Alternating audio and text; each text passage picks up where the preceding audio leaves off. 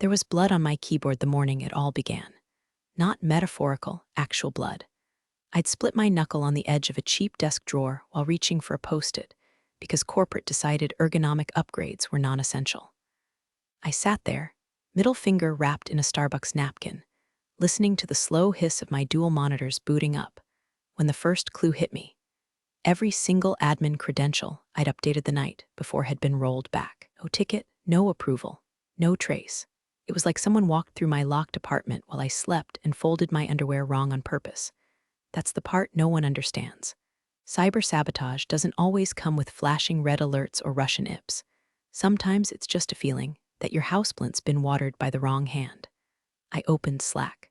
A message from Lisa in HR. Hey, just checking if your out of office is still on. Couldn't find your updated deployment notes for the Q3 overview. Let us know, thanks. Smiling face with smiling eyes. I hadn't set an out of office. That's when the second thing hit me. The Q3 overview I'd spent 60 nights writing was gone. Replaced with a version from 3 weeks ago, back when Jeff, our VP of Hot Air and Havoc, had insisted I trim the cybersecurity spend by at least 30% to appease shareholders. Funny thing about Jeff, he wore loafers without socks, once called a firewall just an expensive pop-up blocker, and claimed to speak Java because his daughter took AP Computer Science.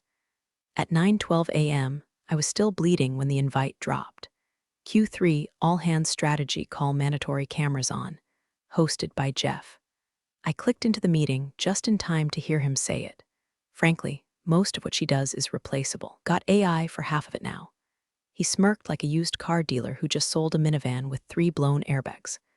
My camera was on. I smiled, nodded, muted myself. But something inside me, something sharp and long dormant, unmuted. Because 3 facts came crashing into place.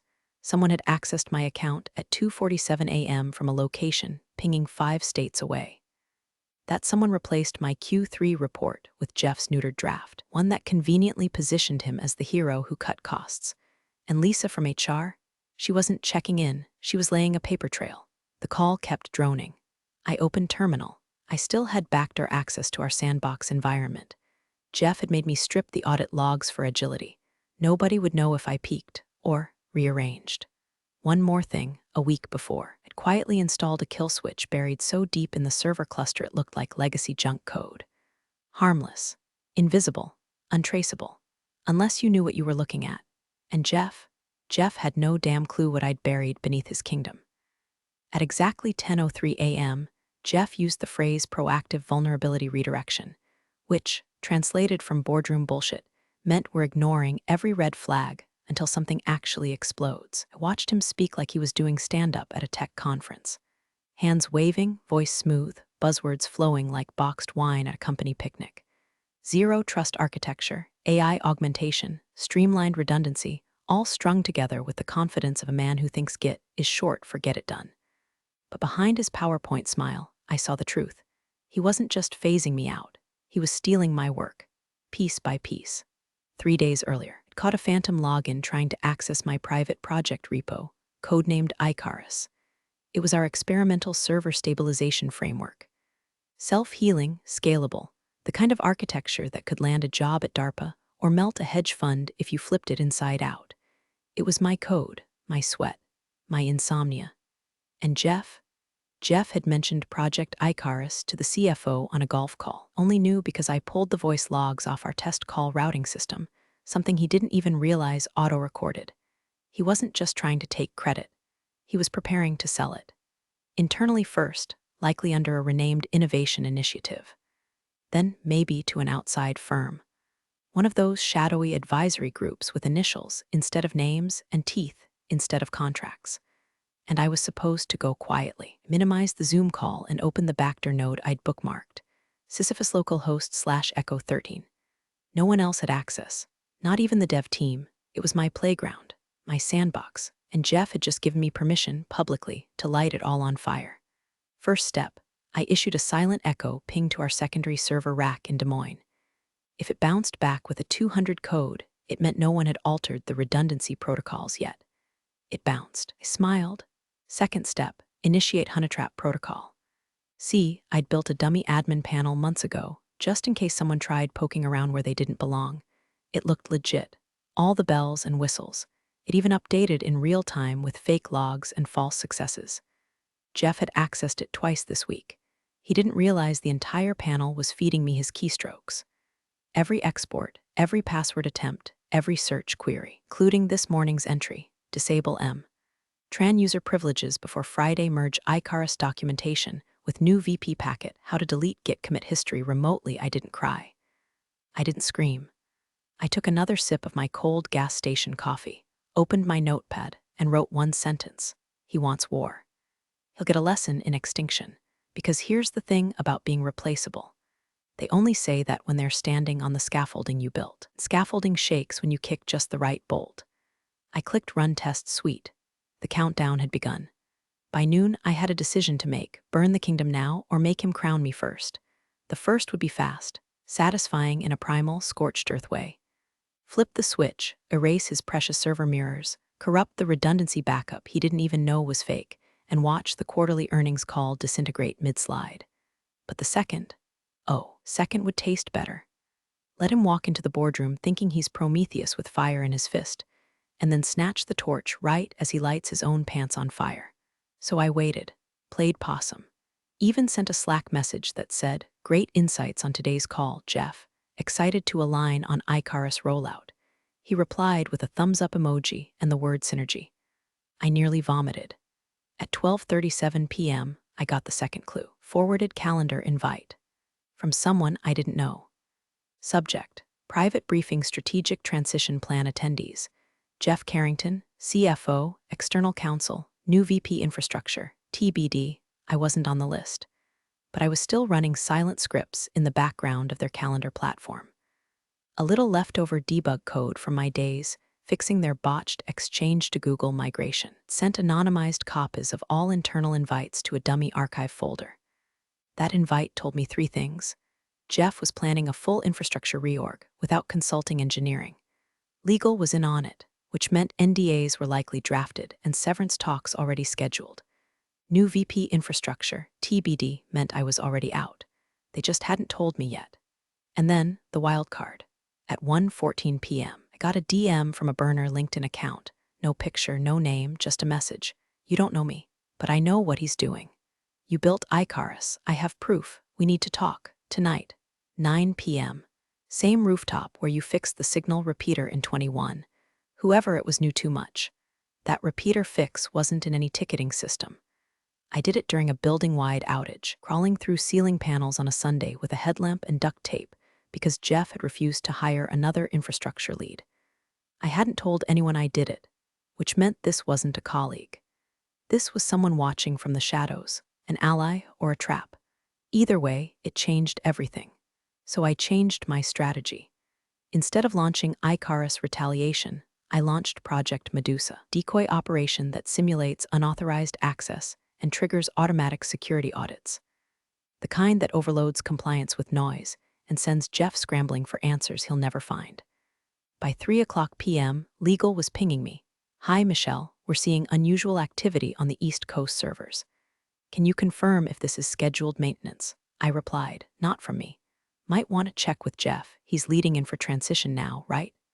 Silence. And a follow-up ping, this time from Jeff. "Michelle, can you hop on a quick call?" I ignored it. Let him marinate. Instead, I booked a lift to the rooftop. I didn't know who was waiting, didn't know what proof they had. But I did know one thing: if they really had the goods on Jeff, then tonight wasn't about taking my job back. It was about taking his. The rooftop was colder than I remembered, and off the Hudson always cuts sharper when you're standing on the edge of something irreversible. I got there 5 minutes early. Habit. Same rust-stained door, same broken motion light flickering like a dying apology. Last time I stood up here, I was wiring a makeshift repeater node to boost our busted conference signal. It was either that or let our CEO pitch to Goldman Sachs with buffering every 3 seconds. No one thanked me, of course. Jeff got promoted that quarter. Now I waited, gloved hand in my coat pocket, thumb resting on the encrypted USB drive like a trigger. At 9:02, the door creaked open. She stepped out. Not a he, a she. A little older than me, maybe early 50s, sharp-lined suit, silver hair tied back like she could strangle someone with it. No name, no introduction. Just handed me a folder. Inside, screen captures, logs, a Slack export. One chat thread burned into my brain. Jeff Carrington. Stripper get access once VP offers sign Jeff Carrington. I'll spin the narrative, maybe burnout. She's been off lately anyway, Jeff Carrington. BTWPLS scrub her name off the Icarus white paper. Legal says to say team-driven partner Intel Edge Group. Copy that. NDA signed on our end. Wire clears Friday. I looked up. Who the hell are you? She smirked. Call me the ghost of layoffs past. Apparently, Jeff had tried this stunt before. Twice. Different departments, different women. Quiet oustings, asset theft buried under jargon. One sued, one vanished. This woman, she dug in, got pushed out anyway. But she didn't leave empty-handed. She built her own quiet network of ex-employees, temp contractors, even a junior recruiter with a grudge and access to resume logs. They called themselves the Condemned Q. Cute. Now she had a full dossier on Jeff's side dealings. Not just Icarus. 3 other internal projects sold or licensed under the table through shell firms. Why now? I asked. Because you're the first one who didn't fold. You smiled on that call. That kind of rage is rare. She handed me a burner phone. Tomorrow, Jeff's pitching Icarus to the board. Room 28E, 11 o'clock a.m. Walk in. Plug this into the HDMI. Sit down and shut up. I raised an eyebrow. What's on it? She smiled, wolfish. Your real report with version history. Metadata, authorship tags, and a watermark traceable to your machine. Let's make sure the board knows who really built the Ark before he tries to sail it. I pocketed the phone. Back in the lift, heart jackhammering, I watched the city blur past. Every light felt like a countdown. Tomorrow wasn't just revenge. It was execution by exposure. By morning, office was humming like a hornet nest. Too many suits, too many smiles, and not nearly enough caffeine to mask the rot. Jeff strutted through the lobby like he'd already won. Blue blazer, no tie, custom leather folio tucked under one arm like a damn Oscar. I followed 20 feet behind, ignored by design. His assistant barely looked at me, which was new. She usually asked for password resets like she was hailing a cab. The 28th floor was cordoned off, not physically, but socially. You could feel it, the hush, the fake laughter, the interns standing too straight. Board meetings always do that, like everyone suddenly forgot they were on a sinking cruise ship and decided to put on their Sunday best for the iceberg. I walked into 28E with 5 minutes to spare, phone in one hand, the USB drive in the other, thumb resting over the casing like it was a detonator. The boardroom was glass-walled, sleek, too clean, like a hospital for dying morals. 11 chairs filled, 12 mics live. Jeff stood at the head, already mid-spiel, a revolutionary infrastructure pivot, reducing overhead by 41% and positioning us for scalable international deployment. He saw me. Didn't flinch, didn't pause, just smiled like a cat noticing the mouse brought snacks. Michelle, he said smoothly, didn't expect you this early. I didn't sit. I walked to the console, plugged in the phone. Screen flickered, not his slides. Instead, the real Q3 report, my layout, my risk charts, my name right there on the footer, Michelle Tran, lead architect. One board member squinted. Wait, this isn't what Jeff sent us yesterday. Another leaned forward. Why does the version history go back 6 months? Jeff said this was new work. Jeff stepped forward, hand half raised like he was calming a spooked horse. There must be some confusion. Michelle was part of the early ideation, sure, but the finalized infrastructure plan, I tapped the mic, was stripped, whitewashed, and rebranded under your name. After you accessed my private dev repo without authorization, after you removed my credentials, after you told legal I was burning out. Silence. One of the legal advisors in the corner, not bored, just a compliance leech, looked up like someone had just mentioned asbestos in the drywall. I kept going. Each 12 contains a watermark fingerprint, unique to my terminal, timestamped logs, cross-referenced with our internal Git. I've already shared a copy with external counsel and our cyber liability insurer. Jeff's jaw twitched. I didn't wait for him to lie. Icarus wasn't his to pitch. And if he filed any patents this week using its code, we've got a bigger problem, because half of it uses open-source libraries with non-commercial clauses. Now that got them. Even the CFO perked up at non-commercial. That's lawsuit bait with 0 calories. Jeff tried to speak, really tried, but no noise came out. His mouth opened, closed, then opened again. A fish gasping on a laminate wood floor. Michelle, one board member said slowly, "Are you formally alleging intellectual property theft by a senior executive?" I met Jeff's eyes, held them. Yes, and I have receipts. The room cracked, chairs shifted. Phones lit up. Eagle whispered to legal. Someone muted their mic and started typing furiously. Jeff, he sat down, for the first time in 5 years, and didn't say a damn word. The next 4 hours unfolded like a crime scene in slow motion.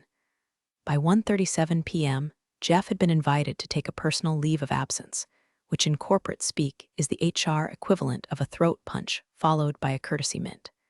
Security didn't escort him out. They did reset his badge permissions mid-latte. He slammed the mug on the boardroom table and stormed out with the grace of a man whose zipper just caught his soul on the way down. The silence he left behind was thick, sticky, the kind that coats your lungs in unspoken I told you sauce. I didn't gloat. Okay, maybe a little, internally. But externally, I just nodded when asked if I'd be open to helping stabilize the team during this unexpected transition. Sure, Susan. Let me clean up the crime scene while the blood's still wet. Behind the scenes, the condemned queue kicked into high gear. I got a message on the burner phone, you cracked the surface. Now dig. Meet me in Conference F, 3 p.m. Bring nothing. Touch nothing. The message vanished a second later. Conference F was one of those dead zones on the 15th floor. Empty, except during all-hands disaster drills and surprise birthday parties for managers with names like Doug. I walked in expecting mystery. I got a manila envelope and a sticky note that said, last piece, use wisely, we won't get another shot. Inside, a printed transcript of an internal Zoom call, date stamped 6 weeks prior. Participants, Jeff Carrington, outside counsel, and here's the twist, someone from Edge Group. Same shadow firm that bought licensing rights to Icarus under Jeff's direction. But the transcript showed something more. Jeff hadn't just sold my code, bundled it, along with 2 other internal projects from other departments. Projects built by engineers who'd been quietly let go under the pretense of team realignment. Projects that, if monetized externally, would constitute not just corporate espionage, but full-blown securities fraud. Why? Because the company had just used one of those projects, Sentinel X, in the quarterly investor call to inflate projected revenue. Fake innovation, ill stock bump. And Jeff had already cashed out his bonus shares. If this got out, not just his job, not just a lawsuit, indictments. I sat there, envelope open, pulse pounding like bass from a funeral DJ, and thought, this was never just about me. This wasn't a revenge story. It was a heist. I was just the inconvenient witness he forgot to bury. And now I had the blueprint. I walked straight to the CISO office. No hesitation. Slid the transcript under the door. No note, no grandstanding. Just the truth, raw, timed, and traceable. Then I went back to my desk, cleared my browser history, powered down my terminal, and waited. Because when the towers fall, they don't make noise right away. They lean first, then snap. The snap came at 6:42 a.m., not with sirens, not with lawsuits. Came in the form of an all-staff calendar invite titled, Urgent Infrastructure Review and Compliance Alignment Mandatory Attendance Host. Office of General Counsel location. Auditorium A. Cameras on. No recording permitted. That last part. No recording permitted. That's code for, we're about to say things we hope won't make it to Bloomberg. I showed up early. Center seat. Arms crossed. No laptop, no phone. Just that same coffee-stained folder with my initials on the corner. Let them see it. Let them sweat. Jeff didn't show. His nameplate was still on the desk, but I heard through the digital grapevine he'd resigned to pursue emerging opportunities. I also heard he tried to access his retirement account 3 times yesterday and got locked out after a failed 2-factor. The auditorium lights dimmed. Legal took the stage. The head of HR followed. Then, unexpectedly, EO, a man who hadn't stepped foot in our building since the pandemic began. His voice cracked on the first line. There's been a breach of trust. He paused, like that line cost him actual vertebrae. Over the past quarter, several internal systems were manipulated to divert proprietary assets to external entities. These actions were neither authorized nor known to executive leadership, and they represent a gross violation of company ethics and legal boundaries. No names, no finger-pointing. But the tension was nuclear. Someone gasped behind me when the slide came up. Projects compromised. Icarus infrastructure, Sentinel X data ops, Coral Shield, AI R&D, and then came the bombshell. All patents, projections, and public claims involving these projects are being formally retracted pending legal review. Trading of stock options for employees tied to these teams is suspended. Additionally, third-party firm will conduct an internal investigation into all senior management communications over the past fiscal year. Translation: Everyone who laughed on that Q3 call just started checking their pants for landmines. I felt a phone vibrate in my coat pocket. Burner number. One line, it's done, now walk away. Let the cleanup crew feast. But I didn't move. I watched the room turn to static. People whispering. People calculating. Already thinking about what to delete, who to distance from, what Slack DMs could get them black-bagged by compliance. And me, I just sat there. Because revenge doesn't always roar. Sometimes it settles like ash, quiet, inevitable, permanent. By the time the CEO finished his address, I'd already made up my mind. I wasn't staying. They'd offer me a promotion, probably. Maybe an apology wrapped in a retention bonus.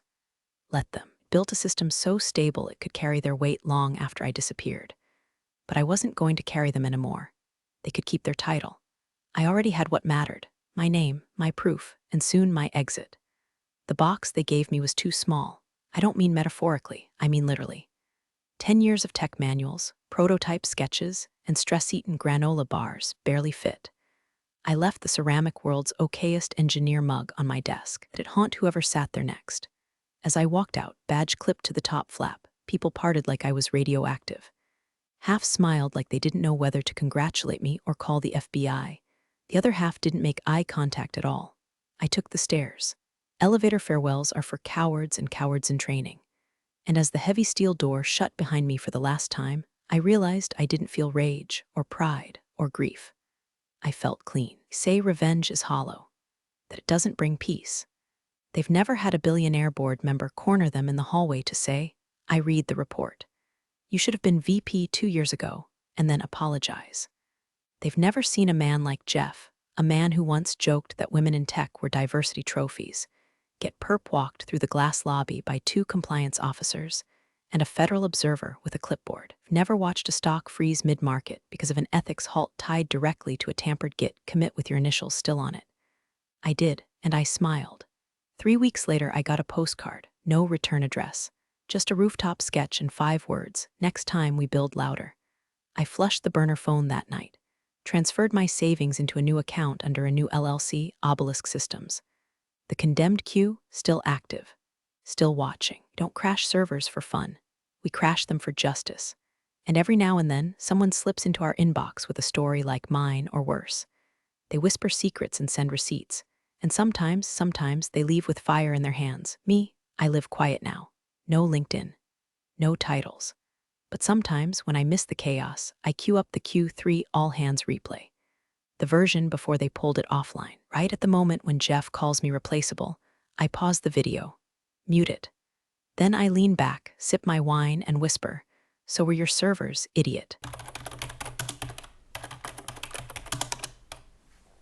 Thanks for joining the fun, you office survivors. Subscribe for more switch-flicking drama. Let's make your former coworkers sweat.